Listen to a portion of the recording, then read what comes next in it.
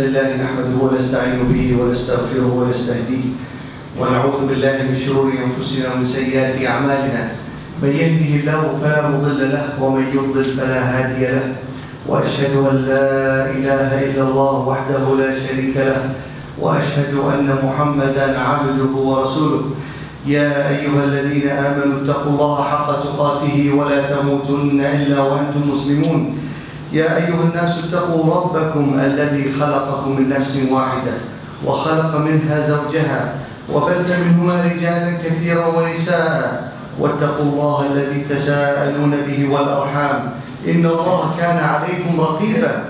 يا أيها الذين آمنوا اتقوا الله وقولوا قولا سديدا يصلح لكم أعمالكم ويغفر لكم ذنوبكم، ومن يطع الله ورسوله فقد فاز فوزا عظيما. أما بعد، فإن أصدق الحديث كتاب الله، وخير الهدي هدي محمد صلى الله عليه وسلم، وشر الأمور محدثاتها، وكل محدثة بدعة، وكل بدعة ضلالة، وكل ضلالة في النار. It is said that a king had many servants, and one of his servants was the most favorite to him. The other servants and the people around that king could not figure out why that man was different, and why did the king treat him different and rewarded him different than the others. His looks were the same, his features were the same, and nothing about him showed that he was any different. One day the king went for a trip with his friends, and of course his servants were with him. As he was riding his horse, he stopped the horse and stared at a mountain top where there was a patch of snow. He looked at it, and then he bent his head, or he bowed his head down. Immediately, that servant rushed, jumped onto his horse, and went straight towards the mountain. Several hours, or an hour or two later, the servant came back with the patch of snow in his hand to that king. The king looked at him and said, "How could you tell that I wanted the snow?" The servant said, "Because you stared at it. And when kings stare at something, it is something that is serious, and they want it." Then the king looked at the people around him, and he said, "Now you know why this man, I am generous, and I treat him and I trust him more than anybody else among all of you. And he is the closest one to me, because every one of you is busy with his own self, and this man is busy finding what pleases me." In another story, Imam al-Razi mentioned that one of the scholars had his students with him, and again one of his students was his favorite, and the other students could not figure out why is this scholar treating that student differently than the rest. And they said to him, "Tell us, why is it that person you treat him differently than the rest of the students?" He said, "I will show you." He gave each one of them a bird, a live bird. And he said to every one of them, "Take the bird and slaughter it in a place where no one can see you." So every student picked up the bird and went somewhere. They all came back to the scholar with the bird slaughtered, except that student. He came back with the bird alive. So the scholar asked him, "Why didn't you slaughter the bird?" He said, "You told us to go to a place to slaughter the bird where no one can see you. and I could not find a place that Allah Almighty cannot see me. Then the Shaykh looked at the students and said, that is why this student is special and requires my special attention. In the third incident,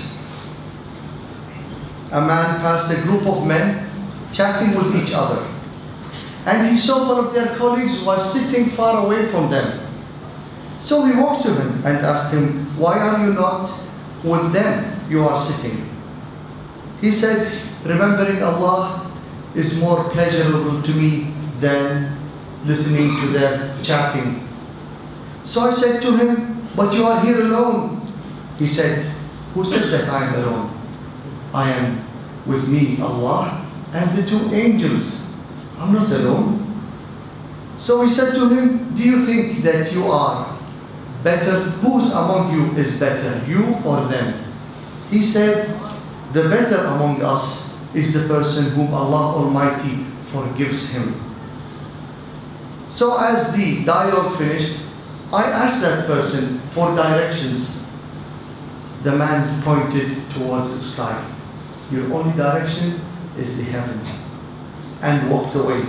And I can hear him say, O Allah Almighty, forgive me that most of your beings or worshippers are busy away from you. In the hadith of the Prophet Muhammad sallallahu alaihi wasallam, when the long hadith, where Jibreel came and asked the Prophet Muhammad sallallahu alaihi wasallam, what is ihsan? The Prophet Muhammad sallallahu alaihi wasallam said, ihsan, that you worship Allah as if you see Him. And if you don't see Allah, Allah is watching you.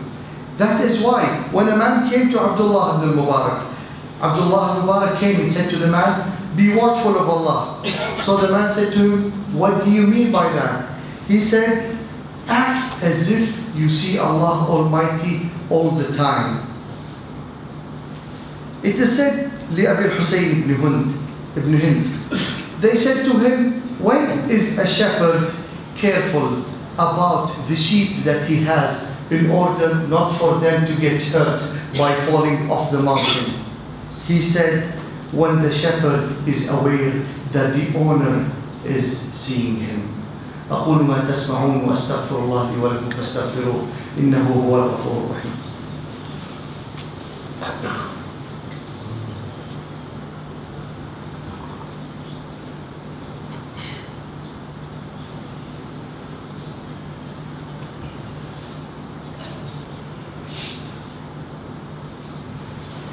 الحمد لله رب العالمين والصلاة والسلام على أشرف المرسلين سيدنا محمد وعلى آله وأصحابه ومن تبعهم بإحسان يوم الدين. When one was asked, how could a man protect his eyesight from seeing haram? He said, by knowing that Allah sees you before you see the thing that is haram. It is the duty of a Muslim to be watchful of Allah. To be watchful and fearing that Allah would send His punishment to him. It is the duty of the Muslim that knows that Allah is watching him and he has two witnesses that are writing his actions, and he has to know that he has to struggle against his desires. Imam al-Qushayri said it in a very brief, very nice paragraph. He said, it is the discipline for every person to know that Allah Almighty is monitoring every breath that you take. And Allah is monitoring all of your senses that you have in your body. And Allah Almighty is closer to you more than you think. And Allah Almighty has given you all these senses to praise Allah on the blessings that Allah had given you. Though, as you try to count the blessings of Allah, you will never be able to count them. And he said, and remember the verse in the Quran where Allah Almighty said, وَإِن تَعُدُّوا نِعْمَةَ اللَّهِ لَا تُحْصُوهَا. If you try to count the blessings of Allah, you wouldn't be able even to count all of them. Therefore, the senses that you have should be utilizing in appreciating what Allah Almighty has given you throughout the day and the night, and what runs in the world around you and what runs in you.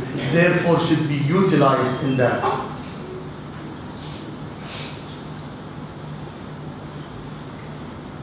Allah Almighty said in the Quran in various verses, وَكَانَ اللَّهُ عَلَى كُلِّ شَيْءٍ رَقِيبًا. Allah is watchful on everything.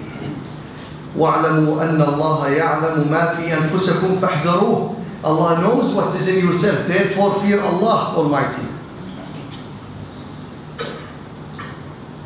Learning the names and the attributes of Allah, Asma'ullah al-Husna.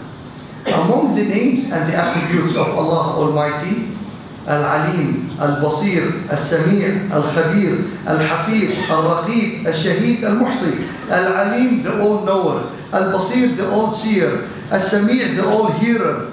Al-Khabir, the all-aware. Al-Hafiz, the preserver. Al-Raqib, the watchful. Al-Shahid, the witness. Al-Muhsi, the praiser.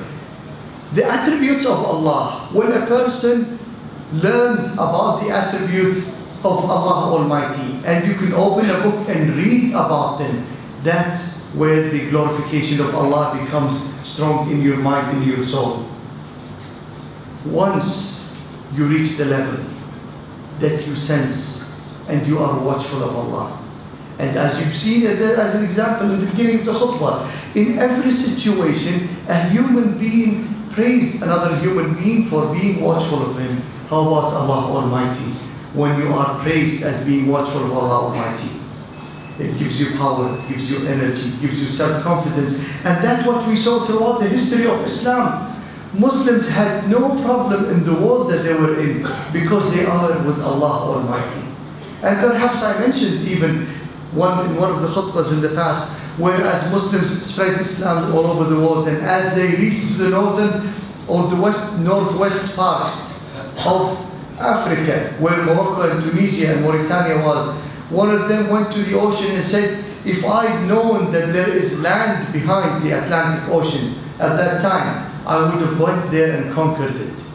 The power and energy that Allah gives, based on the teachings of Allah, the Quran, changes and transforms the human being to something that nothing can affect it.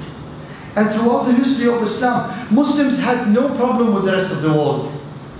Once they followed the commands of the Quran and Islam was applied in their lives. The minute Muslims neglected the censorship and watching Allah Almighty in themselves, and that translates to their families and communities and their countries, you become someone who is affected by any enemy of Islam, and Allah will not help you unless you start connecting yourself to Allah. I ask Allah Almighty in these brief examples I have given you, for us, for me personally, and to you, to learn the value of being watchful of Allah Almighty. It is a very serious matter. And I've given you almost 7 or 8 or 9, 8 descriptions of Allah Almighty that shows you how much Allah Almighty is monitoring you and me. And then what the value of the real Muslim, where the teaching of the Prophet Muhammad says, is that you are watchful of Allah. If you don't see Allah, act as if Allah is watching you all the time. This will transfer a Muslim to become a leader and lead the world toward Islam.